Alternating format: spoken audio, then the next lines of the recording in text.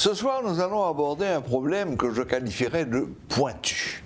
En effet, très souvent, quand on parle d'Haïti, que ce soit la presse, que ce soit des responsables internationaux, en parlant de notre cher pays, ils lui attribuent souvent le qualificatif de failli. Haïti, un pays failli. Alors ce soir, nous allons essayer de voir d'abord qu'est-ce que ça veut dire, un pays failli. Ensuite, de voir ce qu'il faudrait faire, peut-être, pour redresser la barre. Et enfin, essayer de conclure, Haïti est-il, oui ou non, un pays failli? Avec nous ce soir, sur le plateau de Metro News, nous avons notre ami William Savary. Bonsoir William. Bonsoir Serge, bonsoir Haïti, bonsoir Métropole, bonsoir tout le monde.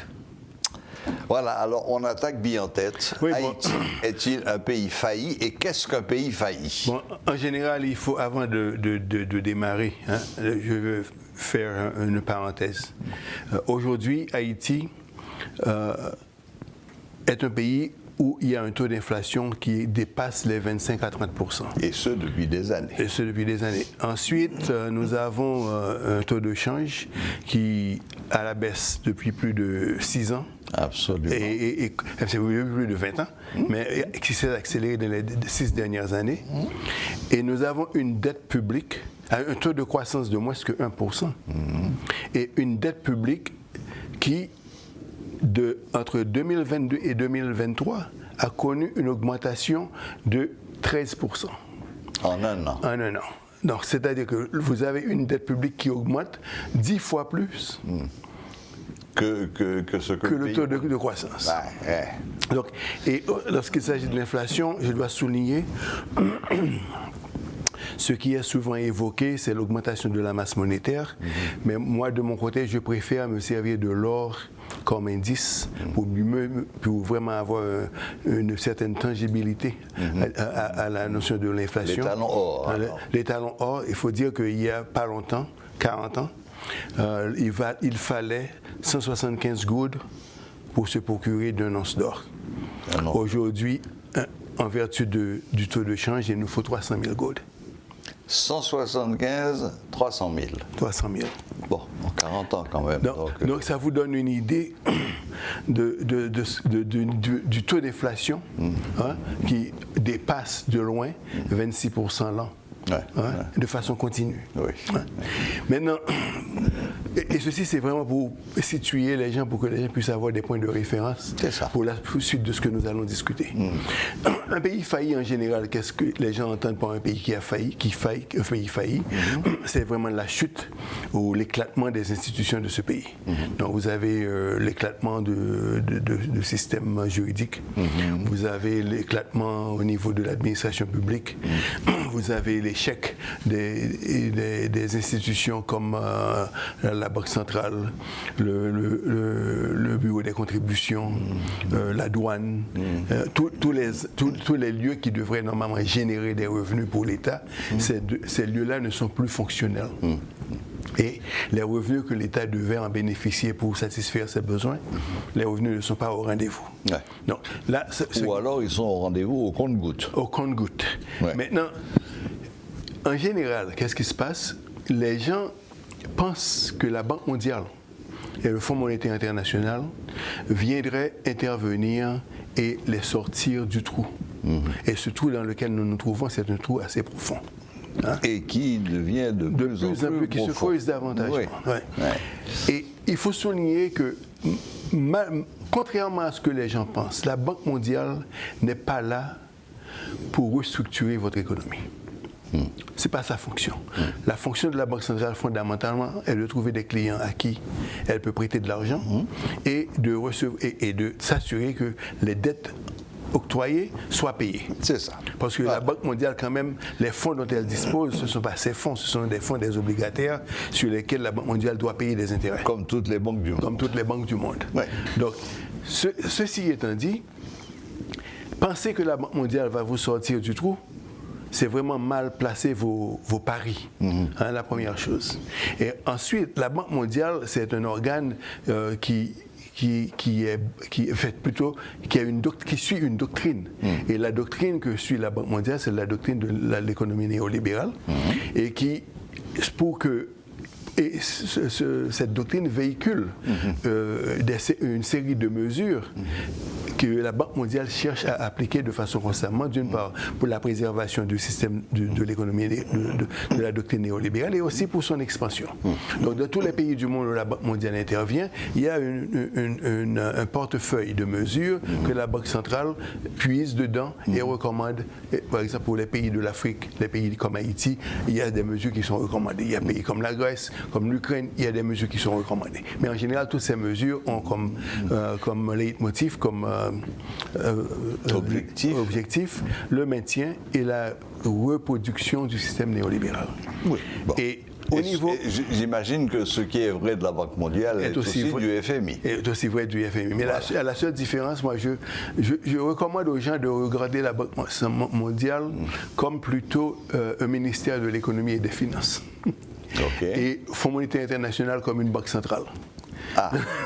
Bon. Parce que le Fonds monétaire international, vraiment, l'une de ses fonctions, c'est vraiment d'assurer la stabilité des taux de change, la stabilité du commerce, la stabilité de l'économie en général.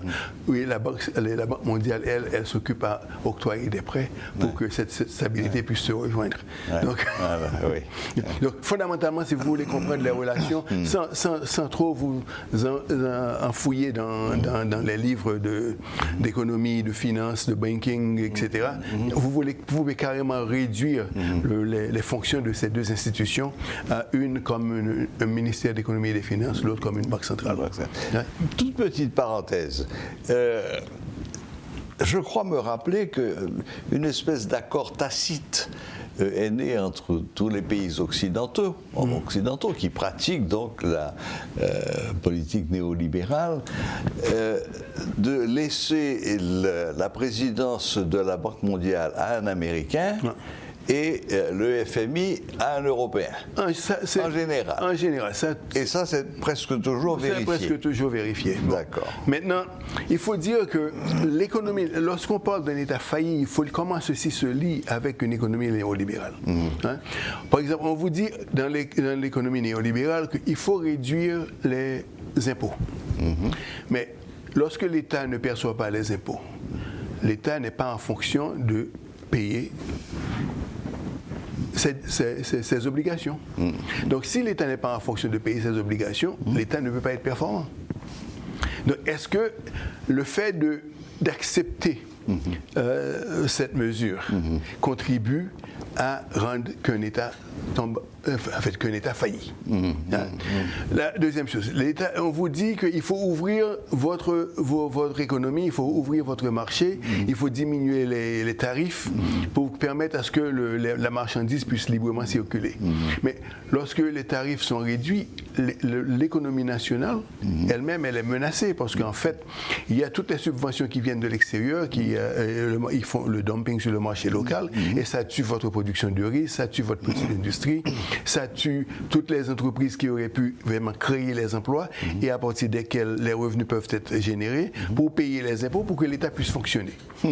Donc, vous avez une relation où la même politique détruit également les entreprises qui devaient créer les emplois, qui auraient pu vous permettre de créer la croissance et d'être prospère. Donc, cette relation qui existe entre un État failli et l'économie néolibérale, c'est avant de dire qu'un État a failli, il faut dire, mais quelles sont les politiques qui ont été recommandées et quelles sont les politiques qui ont été mises en œuvre. Donc, il ne suffit pas de blâmer le pays et dire que l'État est failli. Maintenant, j'entends souvent les gens parler du pays qui a perdu sa souveraineté. Ça c'est le discours de tous les jours. L'inverse étant dans la bouche des hommes politiques, il est temps de regagner notre souveraineté. Si vous voulez regagner, c'est que vous l'avez perdu quelque part. Maintenant, une entreprise, je vais prendre le cas d'une entreprise. Tu vois, il y a les lois sur ce qu'on appelle la banqueroute. Hein? Une entreprise en général qui n'est pas en mesure de payer ses dettes, en général, c'est une entreprise qui peut-être est obligée de rentrer en relation de faillite. Hein? Donc, relation en faillite, mais avant de fermer l'entreprise, il y a ce qu'on appelle une procédure de la restructuration de l'entreprise. Exact. Donc, la restructuration de l'entreprise, ça veut dire quoi? Ça veut dire qu'on fait venir les experts pour, d'une part, étudier le capital to debt to capital ratio, la dette et le capital, les ratios. En fait, tous les ratios, les succursales, les subdivisions et les relations entre le travail et le patronat, les contrats qui existent. Donc, restructurer une entreprise, ça inclut une analyse profonde de l'entreprise. Un audit, en quelque sorte. Un audit financier. Total, financier. Il y a audit financier, audit industriel, audit administratif, tout ce que vous voulez. Et maintenant, à partir de là, les professionnels émettent des recommandations. Des recommandations, oui. Et avant d'appliquer les recommandations, l'entreprise qui est en faillite peut continuer de fonctionner. Et là, les gestionnaires deviennent ce qu'on appelle des trustees, où le tribunal les permet de fonctionner et de préserver, faire fonctionner l'entreprise jusqu'à ce que des mesures de restructuration puissent être mises en œuvre et éventuellement et souhaitablement sortir l'entreprise de son état de faillite, du marasme. Maintenant, si on prend cette même analogie, si on prend cette démarche, on l'applique à Haïti, on peut dire que Haïti Inc., c'est vraiment une entreprise en faillite. Oui. Et pour sortir l'entreprise de la faillite, il faut faire appel à des experts de la restructuration. Et pour les gens qui disent... L'analogie me paraît très intéressante. Oui. Pour les gens qui disent que le pays a perdu sa souveraineté, mais il doit les rappeler, mais vous devez. Une entreprise, par exemple, qui a des dettes, n'est pas capable de payer ses dettes. C'est une entreprise qui fait venir des experts pour restructurer ses dettes et réorganiser. Donc, une fois que les dettes restructurées, l'entreprise est réorganisée, l'entreprise génère des revenus et des profits pour payer sa dette, l'entreprise n'est plus en état de faillite. Donc, vous faites venir des experts pour organiser votre économie, et l'économie connaît un taux de croissance, vous payez vos dettes et vous regagnez votre souveraineté. Donc, si vous voulez, ne me dites pas que vous êtes souverain tant que vous avez des dettes. Oui. Oui.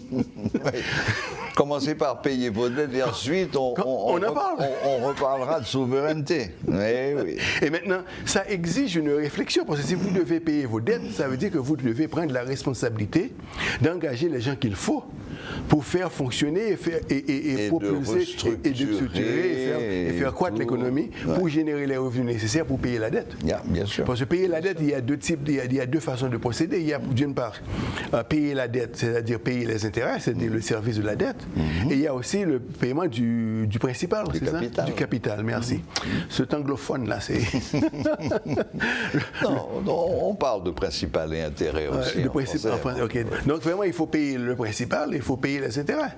Donc il peut y avoir des relations où l'État, où le pays ne peut pas être en mesure de payer le principal, mais le pays devrait être en mesure de payer les intérêts. Et une fois que les intérêts sont payés, la cotation, c'est ça, la cote des obligations du pays augmente. Donc, et lorsque on veut payer des dettes, est-ce qu'on doit payer ces dettes? On est en mesure de payer des intérêts beaucoup plus bas que si on ne paie pas ces dettes. Donc, lorsqu'on paye ces dettes, on est bon créditeur, donc on trouve des intérêts à bon marché. Donc, faites des prêts à bon marché.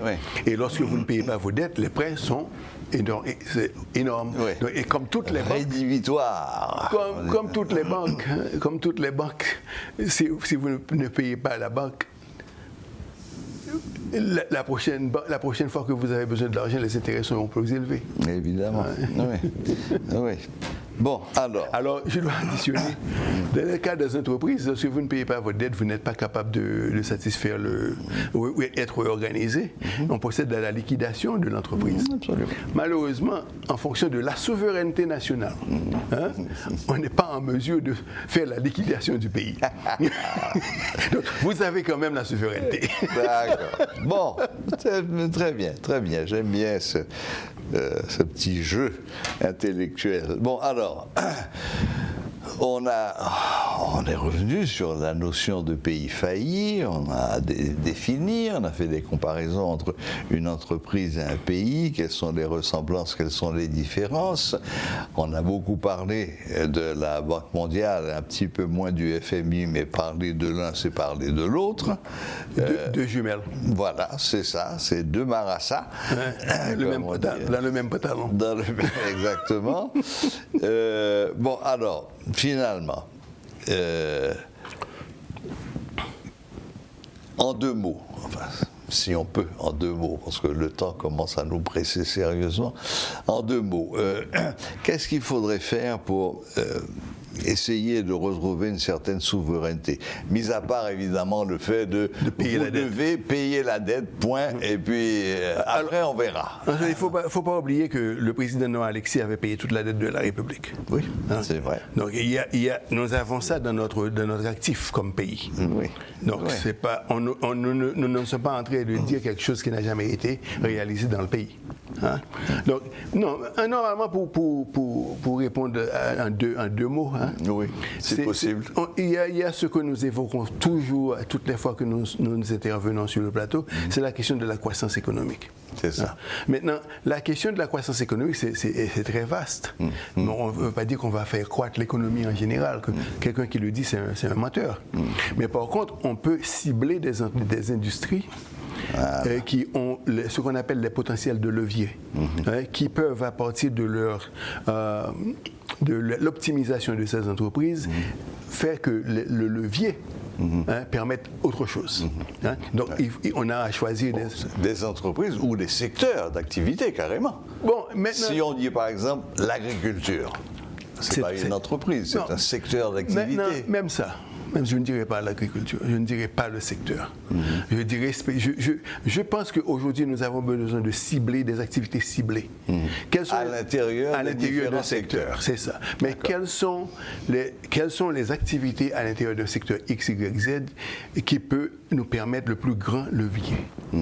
C'est vraiment là, je pense que la réflexion devait roter, c'est ça?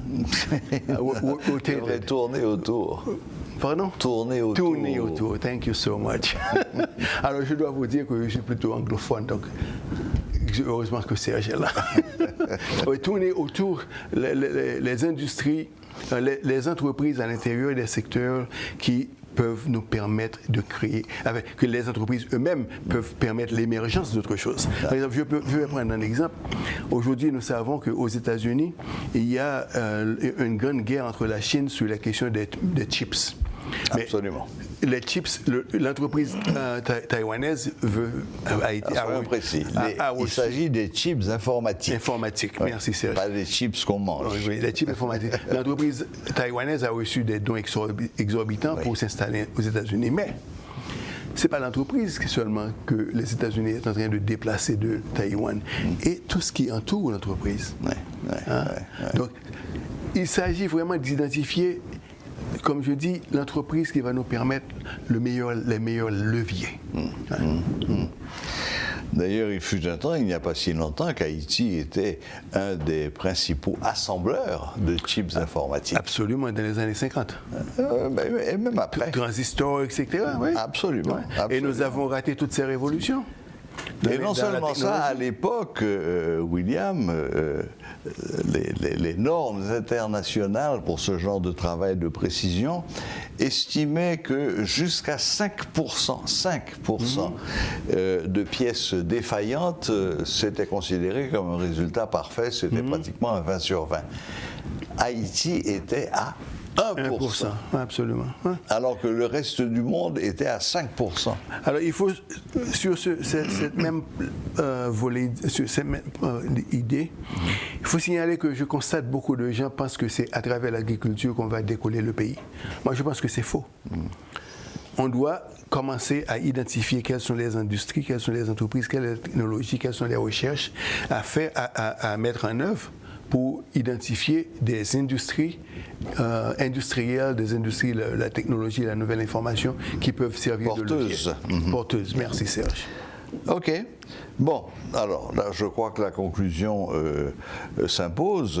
Notre sort dépend de nous. Absolument. Et uniquement de nous. Uniquement de nous. Ne venez pas dire c'est faute blanc. Non, absolument pas. Ça, je ne le dirai jamais. Très bien. Et je recommanderai aux autres, avant de le dire, de se regarder dans le miroir. Voilà.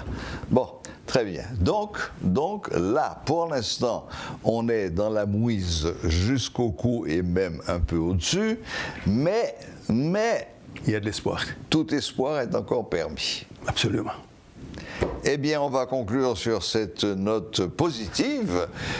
Nous avons fait un petit peu le tour de ce concept de pays failli et la conclusion qu'on en tire, c'est que oui, aujourd'hui, on est au bord du trou de la falaise. Il ne nous reste qu'à faire un petit pas en avant. Et voilà, mais on a pu détecter ce qu'il fallait faire. Cela implique évidemment beaucoup de choses, la formation, la préparation, les capitaux, la volonté politique surtout. Hein. Et la bonne foi. La bonne foi, la compétence et l'honnêteté. Parce que notre mal principal ici, c'est cette paire, cette bande de compères que j'appelle toujours corruption et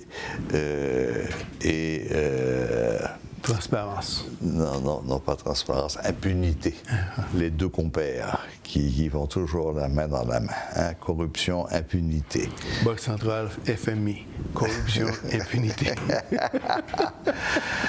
Merci William, merci d'être venu jusqu'à nous et eh bien vous pouvez toujours nous envoyer vos réactions, vos questions, vos critiques ou vos compliments d'ailleurs, on les accepte aussi. Voilà, donc bonne fin de journée et à bientôt.